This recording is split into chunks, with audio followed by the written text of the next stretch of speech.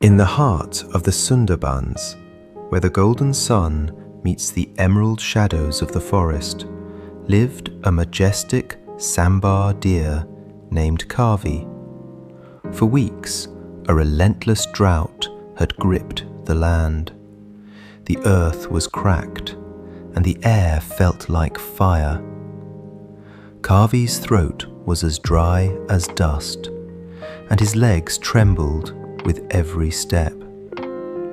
He had searched for miles until, finally, he caught the faint, sweet scent of water.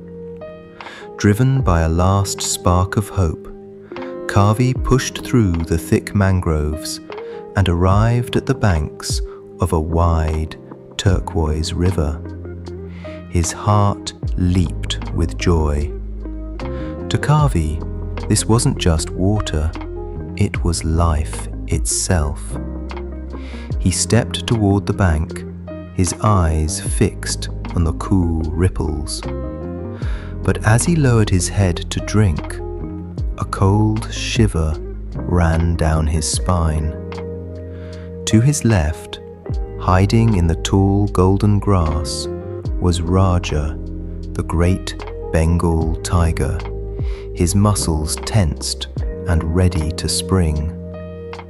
Kavi turned his head to the right, only to see Apu, a notorious poacher, aiming a silent crossbow directly at his heart. Panic seized him. He thought of retreating, but when he looked behind, a massive wall of dark clouds had broken, and a terrifying flash flood, a wall of mud and broken trees, was roaring down from the hills. To his front was the river, deep and home to hungry crocodiles. Kavi was trapped. Death was everywhere. To his left, a predator. To his right, a killer. Behind him, the fury of nature. In front of him, a watery grave. In that moment of absolute terror, something strange happened. Kavi stopped trembling. He realized that he could not control the tiger, he could not stop the arrow, and he could not outrun the flood. He thought to himself, "If this is my final moment, let it be a moment of peace. I will fulfill the purpose I came here for." Kavi closed his eyes to the chaos. He ignored the tiger's growl and the poacher's aim.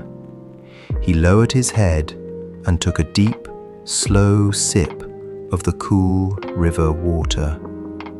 He focused entirely on the taste, the coolness, and the gratitude for the water. Suddenly, a crack of thunder shook the earth. The heavy rain began to fall in sheets, blinding the poacher. At the exact second Apu released his arrow, the wind gusted, causing the bolt to fly wide and hit the ground near the tiger. Startled and provoked, Raja the tiger charged toward the poacher, thinking he was the attacker. Meanwhile, the rising water from the flood created a temporary sandbar, a narrow path that had been hidden before. By the time Kavi finished drinking and raised his head, the tiger and the poacher were gone, fleeing from each other and the rising tide. The path was clear. Kavi stepped onto the hidden trail and vanished into the safety of the deep forest. In summary, Kavi's story is not just a tale of survival. It is a profound lesson on the power of a focused mind. In our modern lives, we often find ourselves in the Kavi moment. we are surrounded by tigers, our fears and anxieties, poachers, the pressures and judgments of others, and floods, unforeseen life crises.